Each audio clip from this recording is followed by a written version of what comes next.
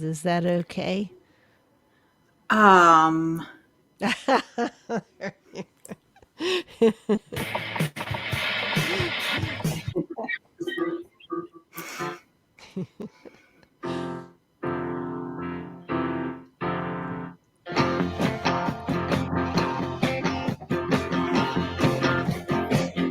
all my life I'm looking for the magic. I've been looking for the magic.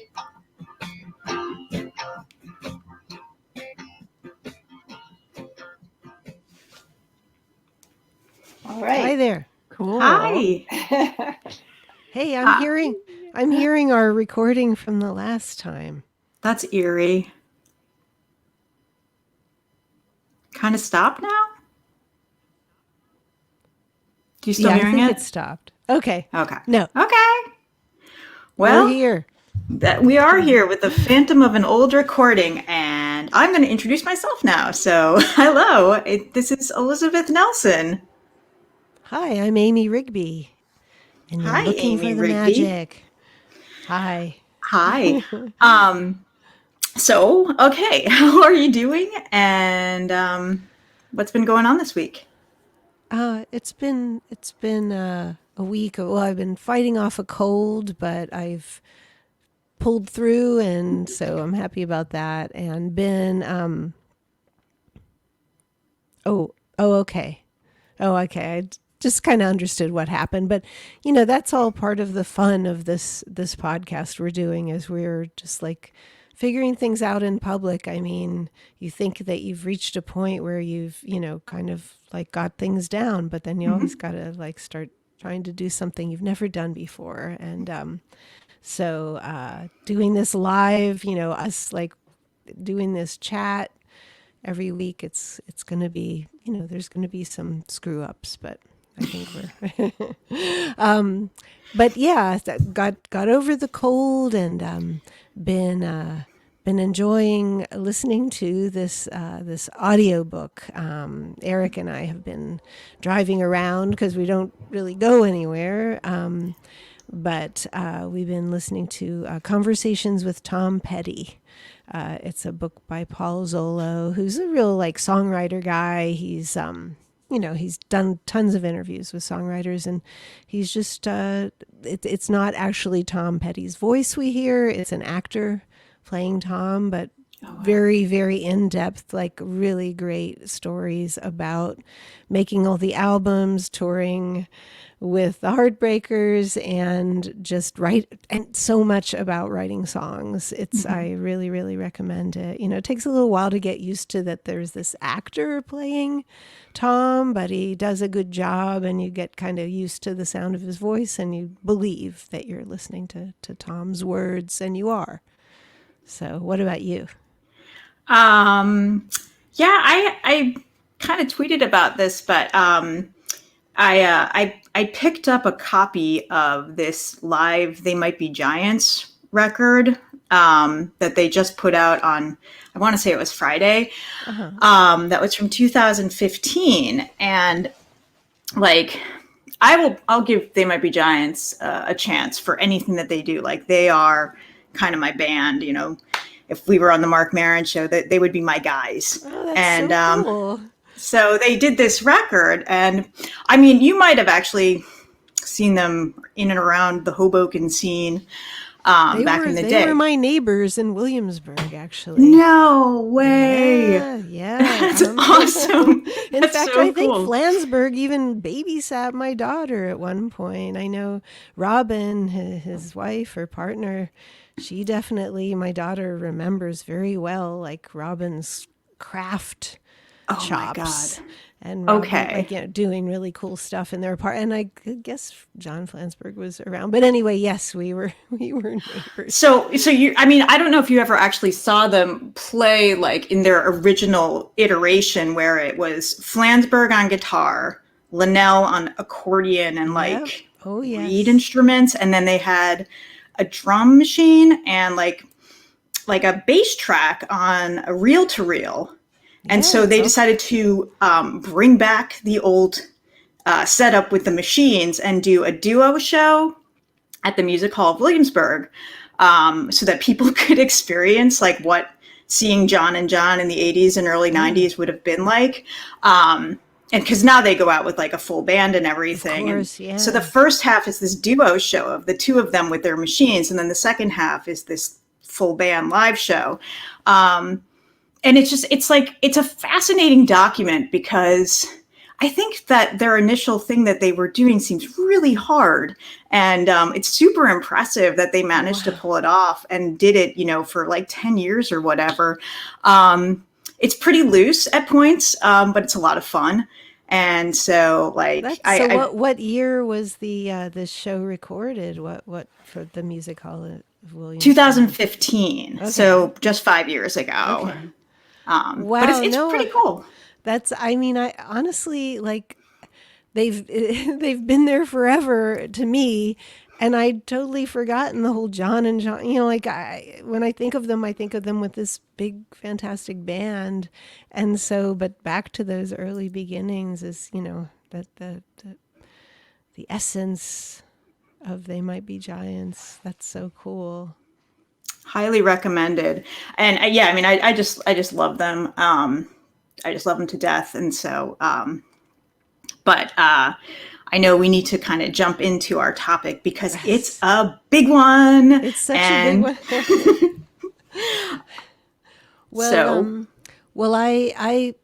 It's funny. I know I talked about what I was kind of listening to, but that was more like a book. Yeah. But I've been listening to this record, which kind of led me to today's topic. It's this album by a woman named Emma Swift, and it's called Blonde on the Tracks. And she's an Australian singer. She's fantastic. She does this great, it's 8 tracks, and it's just like Bob Dylan covers. Mm-hmm. And so that has just been really so wonderful to listen to and made me kind of go down all these Bob Dylan rabbit holes, because she really kind of picks a good span for her song choices, and so each one of them kind of has led me down all these rabbit holes. So it seemed like Bob Dylan was like something I just thought we could talk about. I know we could be talking forever about him. Yeah, whole podcast could probably. And probably there are podcasts already dedicated to Bob. I know. But so like, where do we even begin? I wondered if we could start like telling if you could tell your first awareness of Bob Dylan, like what was it? When was it? A particular song, or let us know. Yeah. I mean, Dylan is like one of these people who just seems to have been around since time immemorial in my mind. Like, I feel like, like Blowin' in the Wind was like this embryonic thing for me. Like my parents probably liked, I think it was like a Peter, Paul and Mary cover or something, but it was like something that was constantly played in the house. And so like I was, it's just like I've been aware of him just forever, it feels Your like. Your parents were cool. I don't know. I thought Peter, Paul, and Mary were hella lame. I'm not sure about this at all. Your parents were like this other generation, that were actually cool and into cool stuff. So, I mean, I just think that's great. And I'm sure you've come to appreciate them. Peter, Paul, and Mary, and your parents. Oh, for sure. Yeah, but I think that was the first version, and then obviously I kind of heard the other ones. But yeah, I mean, I feel like Dylan's always been around. What about you? Well, I wrote about it in my book, Girl to City, which it was a really vivid memory of going to Girl Scout, like a Girl Scout picnic. And we're just in South Park, south of Pittsburgh. And all the girls are like having sandwiches and drinking sodas. And I just like wandered away, and there's this couple there like sitting in the grass, and I thought like, oh, they're hippies, they like, the guy had like a blue denim work shirt on and it got like sideburns, and And I thought, they just looked like, wow, I haven't seen anybody that looks like this. And they were listening to a little transistor radio, and I heard "Stuck Inside of Mobile" coming out of this radio, and like went over to these people and just said, like, what is that music? And the guy was like, it's Dylan, as if I should know who that was. And I kind of had seen a picture of him on Time magazine cover. And but it was just, it really made such an impression on me. And like any time after that I heard him, I just like knew who it was. And so that, I guess that planted a seed for me about being, just wanting to be different, and here was like finally somebody showing me the way, like in real life, not on like Life magazine. There were always like pictures of hippies in these magazines, but where I grew up, like you never actually saw one. So anyway, and then like Bob Dylan seemed to be the voice of this like license to just do and be anything. That's amazing. So he was like the key turner for you in some ways. Definitely one of them, but like an early one. Like that was probably, I think I was probably about 8 or 9. So yeah, it was definitely an early one. And I'm glad I wrote that memory down when I could still actually really remember all those details, because that stuff just starts to fade away. But yeah. But then I kind of, I didn't really follow him for years and years. I only kind of reconnected with him in the 80s, which some people might say like, God, that was a bad time to reconnect with anybody really. But I I fell in love with the guy who was just like a Bob Dylan fanatic. And he made me this amazing cassette that just like was like career spanning, just like in 90 minutes. And yes, he splurged on a 90-minute cassette for me. That's how much he cared. And that was like, it was even a few years before Biograph, which was, that first kind of the first box set is how I think of it. But and that just kind of like led me down all the different paths of all the eras and all the albums, and which still had so many decades left to unfold, as we've seen. I'm glad you brought up Biograph, because it's been in my consciousness lately, because I've been writing a piece about box sets. And Biograph features very heavily in it, because it's really like the original playlist. Oh, that's so cool. That's so. Where will we be able to find this piece? Does it have a home, or I think it's a great idea.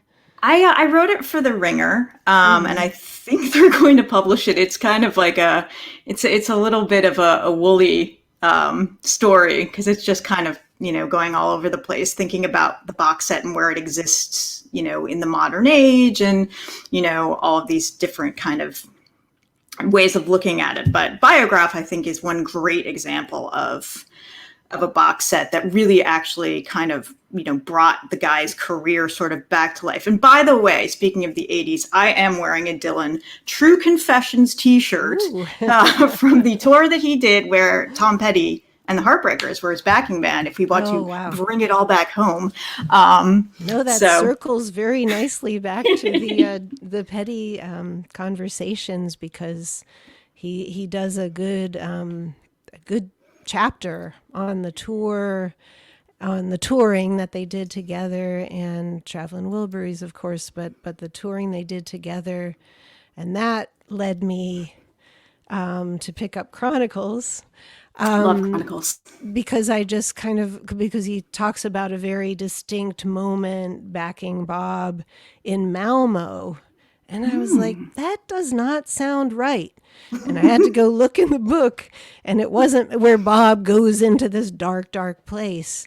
And it wasn't Malmo. It was I think it was either Zurich or it was in Switzerland. Because I've been to Malmo. It's like the only place in Sweden I've ever been, and I just felt like they would have told me, like, if it had really happened in Malmo, it's like somehow we would have talked about that when I was in Malmo, and we didn't. So anyway, but it was cool to kind of visit that part of the book. And then that kind of took me, it's amazing in the book how the chapter before ends with new morning. And then he leaps into the late 80s, like, with this tour, with the Heartbreakers. And anyway, such a great book, like so much of anything to do with Bob. Like we'll just be visiting and revisiting and re-examining and like putting it next to each other in different ways forever. So it's always, there's always so much to explore.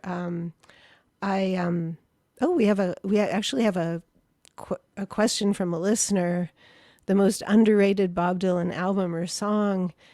And I mean, I think that probably changes all the time.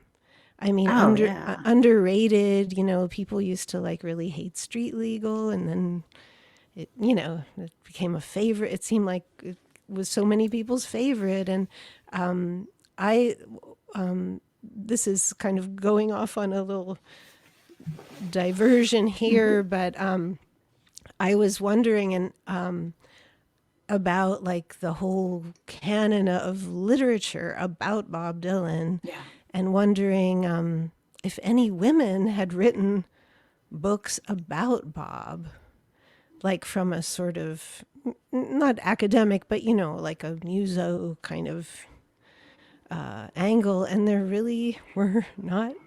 I mean, and I found that to be interesting. There was, however you say her name, Suze Rotolo, Susie. She wrote a great book, and part of it was about her relationship with him. But there was a great chapter in Carol Bayer Sager's autobiography, which if you've never read it and want to read a great book about songwriting,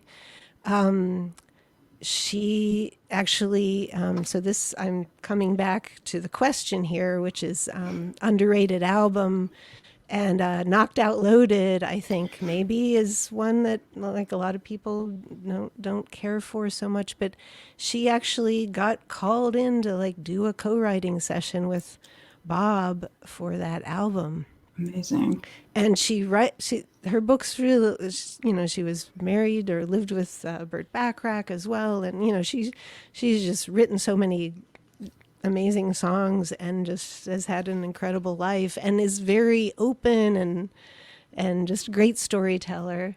So she's got a great scene in the book about going to a co-writing session with Bob Dylan, and it's fantastic. So I really, really recommend. And it's the song is "I'm Under Your Spell." It's kind of like an old-fashioned. I think that's why he wanted to write with her. It was kind of like wanting that kind of old-school songwriter, and the phrase "knocked out loaded" comes from the song. She claims that he didn't use many of the lines that they wrote together, and or that she like threw out there while they were doing this. So she even told him like, "Look, I don't need any credit on this song. Like, it's yours." And he was like, "No, no, no." Wow. No, I would not have written it if you weren't in the room. So he was, he insisted. And but yeah, I was searching and I couldn't find any female authored books about Bob, but just of course he crops up in some, but it just made me think like it's almost like producing records is something that like guys kind of do, and like having these like opinions about Bob Dylan it takes a lot of guts, I think, to Mm-hmm. Mm-hmm. and just you might say like you got to be a bit of a blowhard to, which Yeah. I'm all for that. I think we should be all become more that we should feel courageous to venture an opinion, but it can be kind of scary when you're talking about him. Oh, yeah. Yeah. I mean, yeah, I mean, at this point, like, I don't know. Dylan seems kind of as he just seems unknowable, and he just seems like he's like such a monument or whatever. And I think like he just kind of maybe even just goes to the same people to write things for or about him. Like I think he always does interviews with like the same couple of Maybe. guys, and they are guys, um, I think maybe he had Amanda Petrusic write some liner notes for him for one of the like the bootleg series. So and she's a great younger journalist. She's She writes really for the New good. Yorker. So it's good to know that like she might be kind of penetrating Right, the right. inner That circle a little bit for those of us who can't.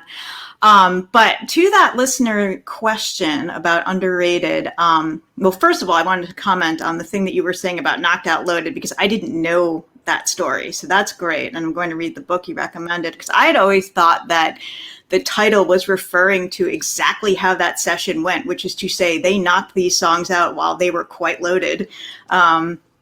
So I always thought it was like commenting on how kind of oh checked out wow. they were. But I like your story better, so I'm going to go with that one from now on.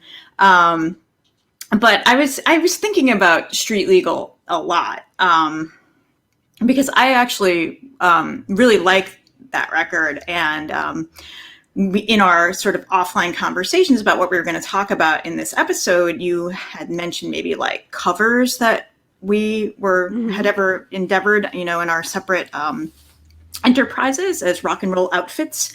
And the one that Tim and I have been working on is Changing of the Guard, which is Oh a wow. very weird song. It's one that I can actually play on the guitar, which is why I like it, because during COVID, we kind of, sort of sheltered in place and just kind of play guitars a lot. And so that was one that I wanted to give a shot to, because I think it's actually a great song. Oh, And I love the whole album, but I love that song. well, it's weird. Like the recording is super weird. Like it starts with a fade as if it's just been beamed in from another planet and has just been playing forever. Yeah. And I was trying to think like, what are other songs that start with a fade? Fade in. Yeah. That's great. So I think Street Legal is an underrated record. I think that Grail Marcus was a total dick when he said that Bob Dylan wasn't trying in his review. Oh yeah. And I just think it's what it's supposed to be. It's like this kind of crazy amalgam of noise, because the recording session was so strange. And Tim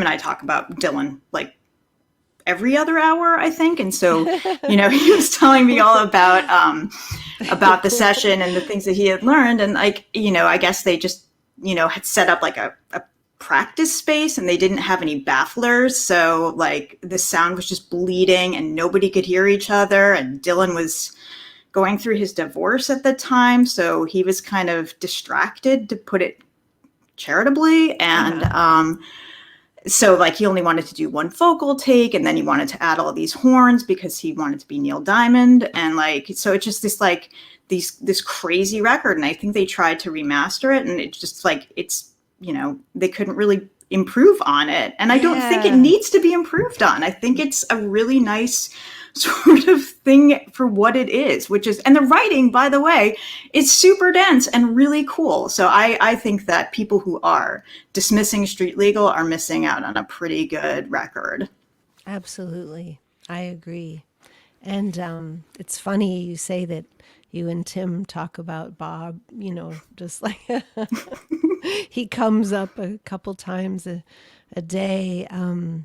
I about a year ago, I'm not sure, maybe even a year ago today, Eric and I went to the Beacon Theater to see one of the Bob Beacon shows. He did the kind of stand around Thanksgiving, and it was, just such a great memory. But it was pretty special going to one of the Beacon shows, of course, because they're kind of, I'd remembered reading people's kind of fan reviews from the year before and how fantastic the show was. So I was just like, I can't, like, I'm going to get those tickets. I'm going to be on the spot for once and get some, get some seats to the show. And so we got there and we were so, nestled into our seats. We were like the first people in the theater. It kind of felt like, but, and then this young couple came and sat down next to us, and they were kind of like looking over, and the guy was kind of looking towards Eric a little, and then at one point he leaned over and said, "Have you ever seen Reckless Eric? I mean, Bob Dylan before?"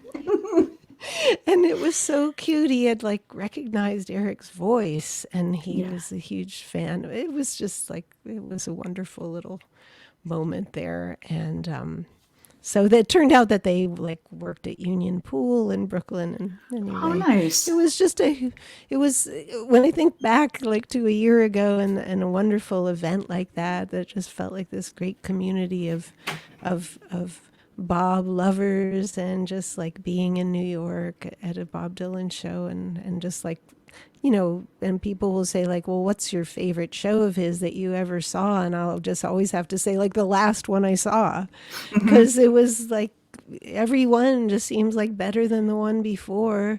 And that really was like the greatest, night that I'd ever seen him.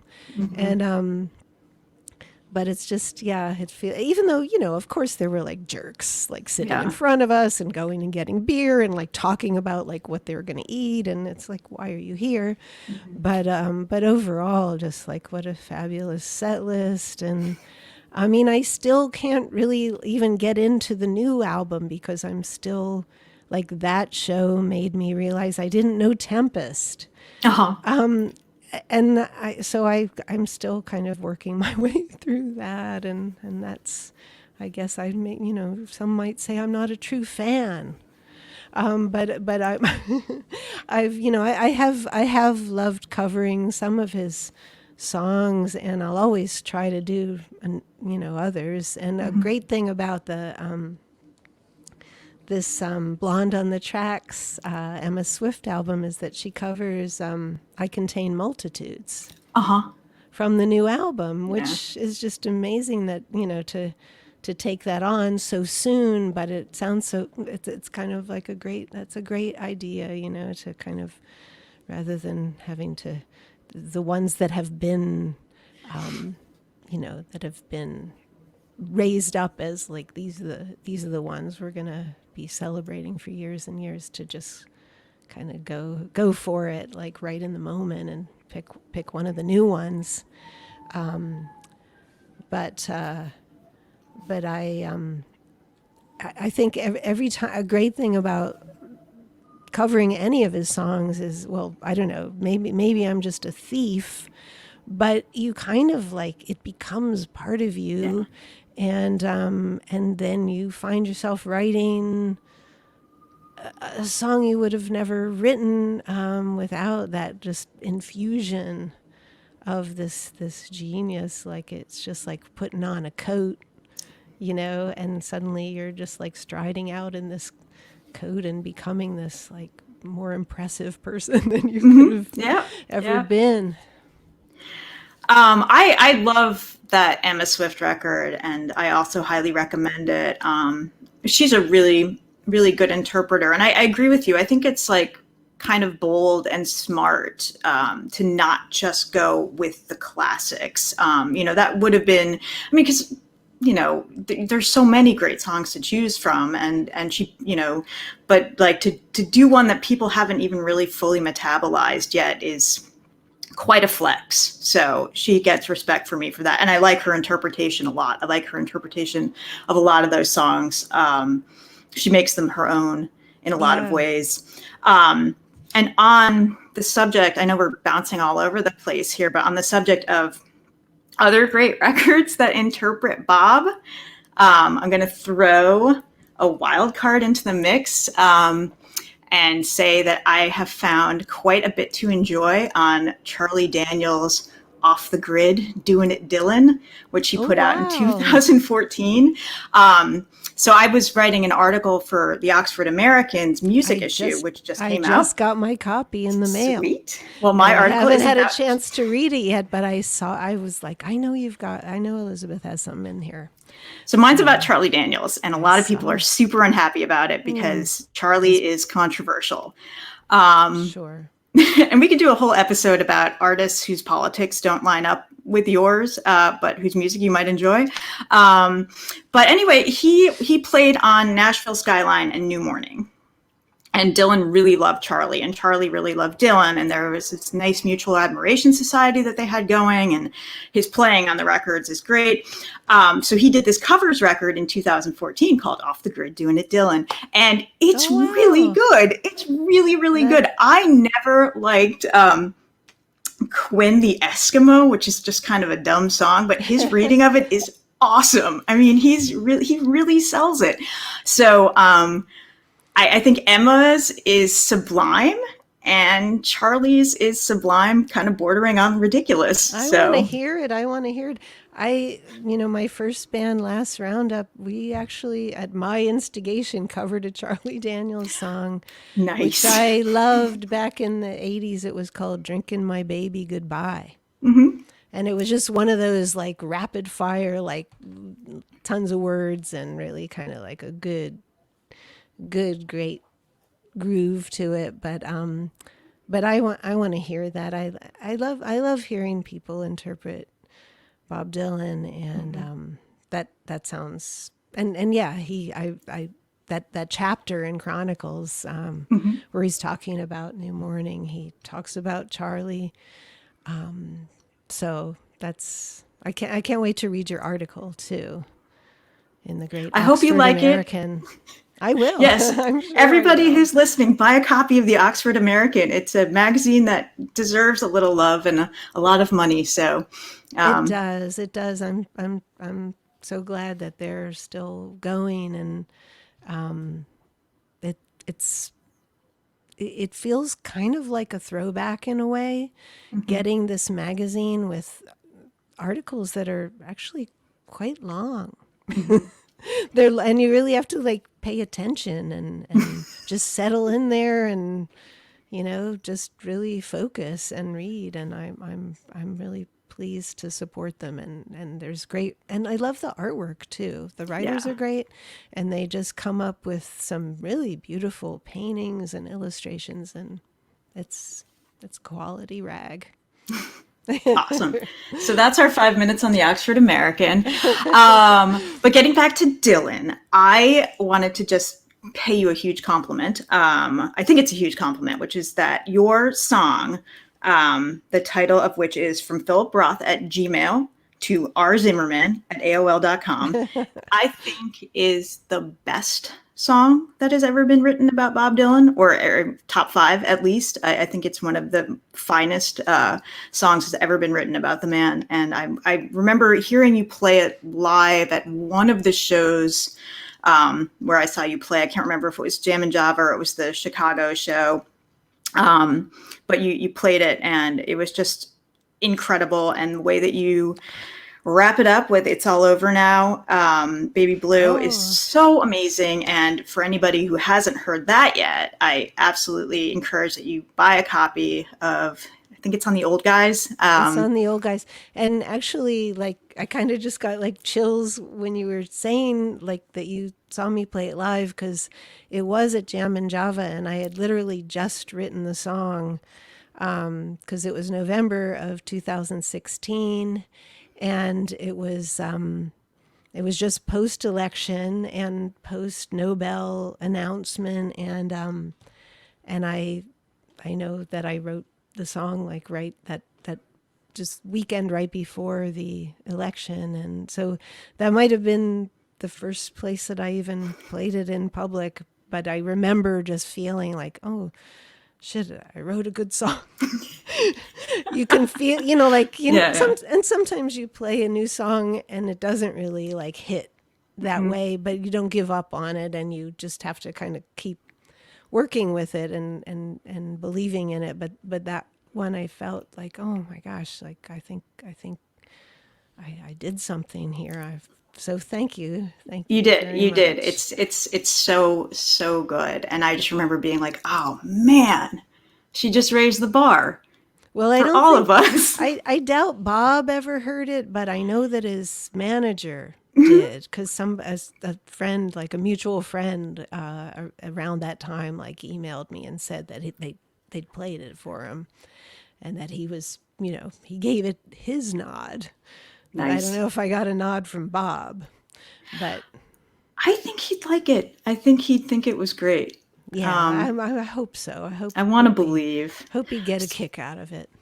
So you've never actually met or interacted with him, but No. we were talking a little bit maybe about degrees of separation, and have you ever kind of, I mean, in addition to having your song played for his manager, like, have you ever met anyone who toured with him Oh, or? sure. Tony Garnier, the bass player. I got to play with him a little bit back many years ago, in the city.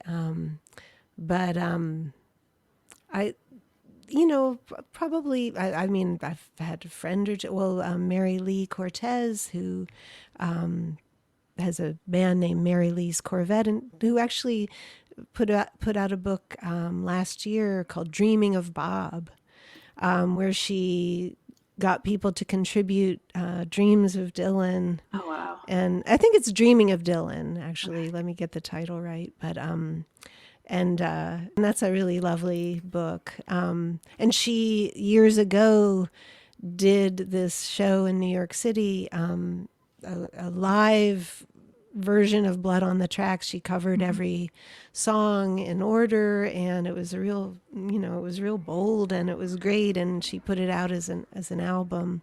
And I think through that she got to open maybe a show or two for him. But I think like my favorite like degree of separation is that about 10 years ago on Theme Time Radio Hour, he played Reckless Eric's song "Whole Wide World," Wow. and it was there were, I think there were two episodes about traveling the world, and so that was really like such a thrill to hear him. I think he said something like, "Here's a man who's been around," or something. Something like that, and played Whole Wide World, and so that's kind of like what a compliment, Yeah. to have like the greatest songwriter play your song. So I think that's a pretty big thrill to Eric and to me by proximity to him. Absolutely. That's incredible. Wow.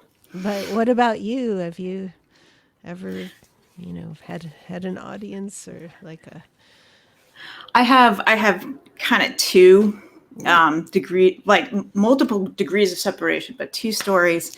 The first one isn't even really mine to tell, but in the spirit of Dylan, I'll just steal it and tell it on behalf of the person who told it to me, which is our mutual friend, Bruce Bennett, who plays lead guitar in my band, The Paranoid Style, and he's played guitar for you, and is your neighbor upstate, and is a very, very cool dude and a great storyteller. But this is not even his story to tell, because he, we talk about Dylan with Bruce a lot too, and he was saying that like, so there's this apocryphal kind of legend about Dylan on tour where he wears like these hooded sweatshirts all the time, and if he has the hood up, you cannot talk to him, but if the Right. hood is down, then you can approach Bob.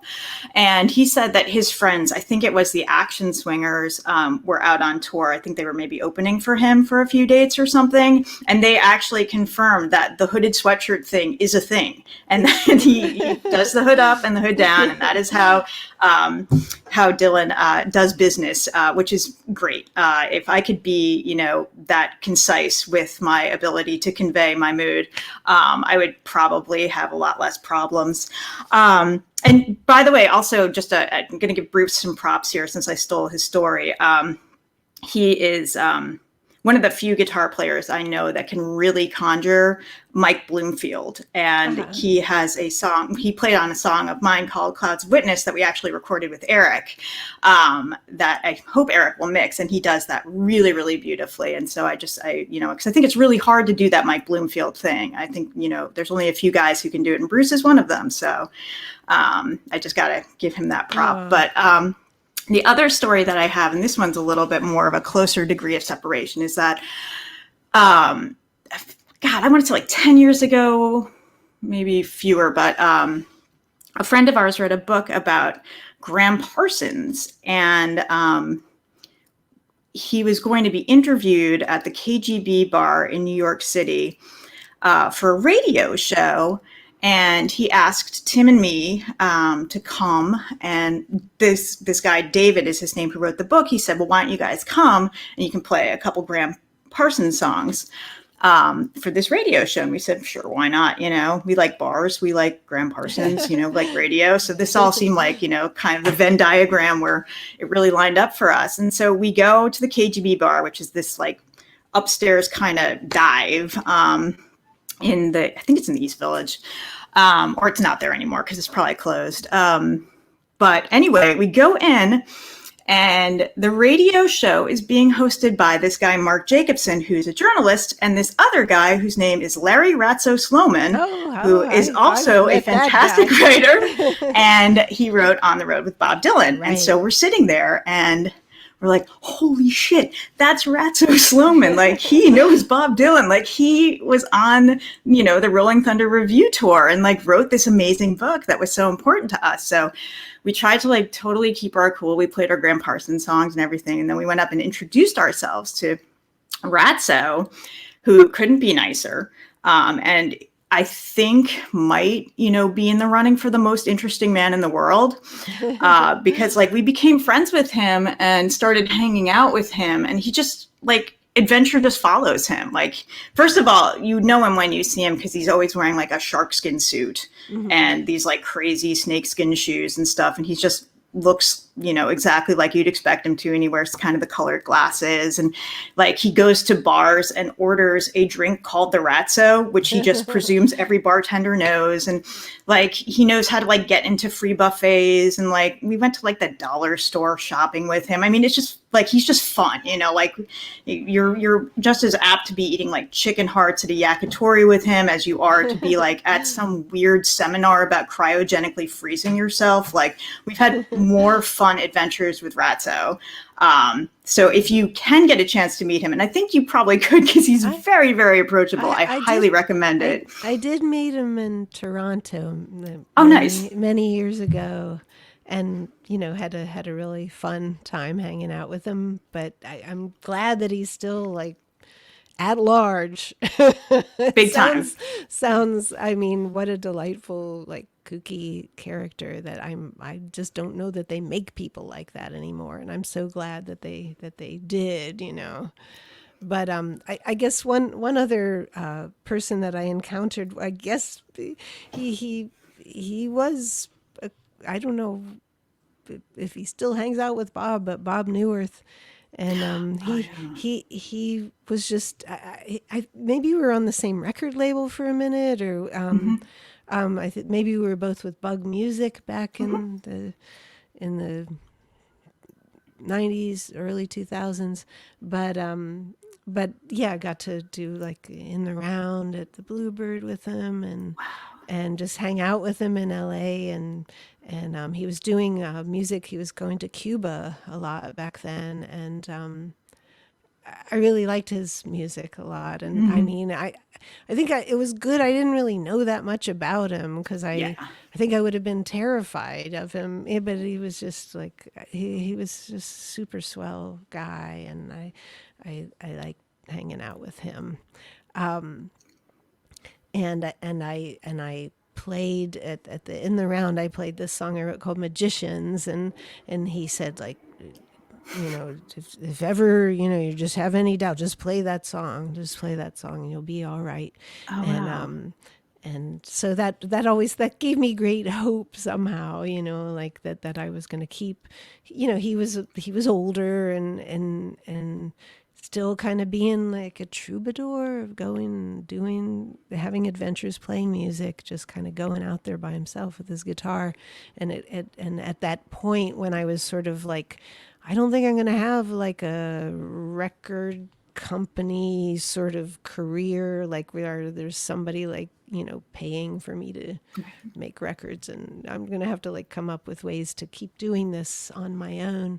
And it really, he gave me like some good encouragement and hope that would continue, that I would be able to keep going. So that seemed like very poetic, very fitting that it Oh could come yeah. from him, you know.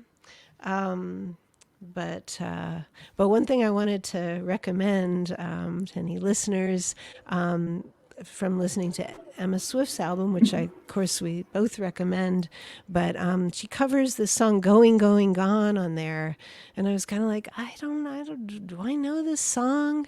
So I looked that up, and it's on Planet Waves, and it didn't really strike me there. But then I found this live show which just went up on YouTube like a month ago. It's from Fort Worth, 1976. Whoa. Just the whole show's on there, just the audio, but there's this incredible version of that song. And it's just, I haven't listened to the whole show yet because I was specifically looked like I read on somebody's blog like you've got to hear this version of that song. So I kind of fast forwarded, but just like people are going nuts about this particular recording of this incredible show in Fort Worth, Texas, Oh nice. in 1976, and it's just got like what a great what a cool song, from the whole Tom Petty conversations and talking about songwriting. It kind of goes into some depth about, like verses and choruses and bridges. And there's just like a really interesting bridge in that song. And in the original version, he only does it once, but in this live version, with the I guess it's like the Rolling Thunder band, Uh-huh. they hit that bridge like a second time, and I don't know who's singing harmony, but oh my god, it's just so great. So Oh, that sounds awesome. I had no yeah, idea. I don't know like if you're going to watch The Last Waltz, for Thanksgiving, but Hmm. I'm kind of like planning an hour and a half to just sit down and listen to this whole Fort Worth concert. It just, the sound of these out of tune guitars just makes me want to play a show. So that, they're just like clanging against each other, and it's just a glorious record. It just sounds great. Oh, nice. I had no idea. That sounds incredible and absolutely a nice addition or substitution for a Thanksgiving last waltz watching, which was on my agenda for sure. But maybe I'll swap in a little bit of live from Fort Worth with the Rolling Thunder Band because that sounds amazing. Yeah, Um, yeah. So he's probably wearing the same hat that he wears. That sort of bucket hat. yeah. So that's, you can just picture, just get one of your posters up there and that's what I think that's what I'm going to do. Sweet. So, I guess do you think we've been talking for a half hour? I'm kind of thinking we might have been. I think we went over the half Yeah. hour mark. And I think there's a couple of questions if we want to just kind of wrap up with some listener input. I received a question from a Oh, you did? guy in DC who calls himself Tim. Mm-hmm. And he might be a distant relative of mine or somebody who I know. But he asks, would you rather meet young enfant terrible Bob Dylan, weird 30s gypsy mystic Dylan, creepy Uncle 80s Dylan, or wizened weirdo grandpa old man Dylan? Please explain your answer. Wow. That's a good, I like that question. Um, what do you think? Do you have a preference or? I don't think I'd like to meet enfant terrible version of Dylan because he seems like a jerk. Although I'm sure it would be fascinating because, like, you see him, in interviews from that era or from the documentary.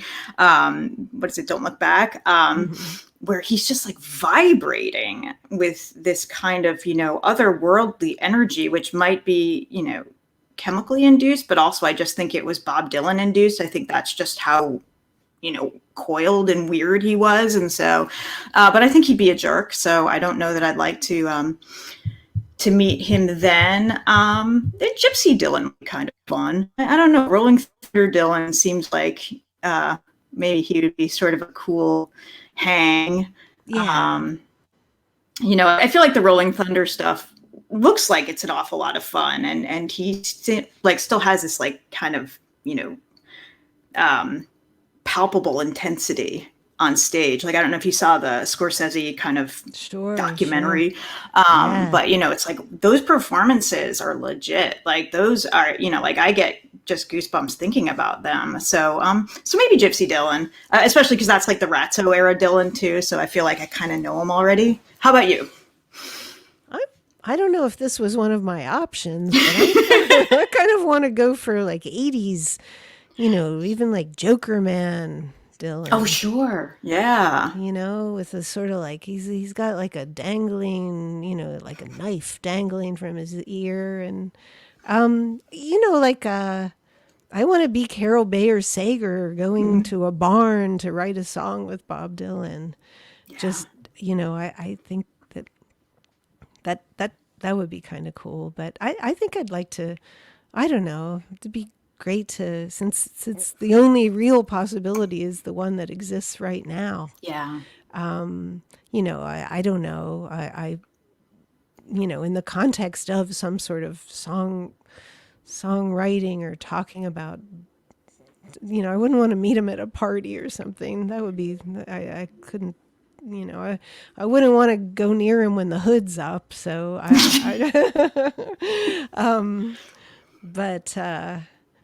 but, yeah, I'm gonna have to think about that. I think that's a great question, though. Well, thanks, Tim from DC. If I ever run into you on the streets, I'll let you know that we enjoyed your question. I guess maybe should we wrap it up Mhm. I'm sure we'll come back to this topic again because there's always so much to talk about, and you never Mhm. know what he's gonna do next, and but we'll convene again, and I'm sure we'll have yeah, send us some more questions. They don't have to be about Bob Dylan, but hopefully we've imparted something that will brighten your day or send you off, give you some new things to look into. Yeah. And if we ever get like a social media page or anything up, maybe we can kind of give a list or links to all of the Absolutely. stuff we recommended because this was a veritable horn of plenty to go with the Thanksgiving theme of this overstuffed episode about Bob Dylan. There was just a cornucopia of suggestions. So I would hate for anybody to not be able to find the thing that they Yeah. wanted to listen to or hear. So maybe we can Yeah. compile all of our stuff and stick it together. All right. Well, I will see you Absolutely. next week. Have a good Great. Great Thanksgiving. to talk to you. Great talking to you, Amy. Bye.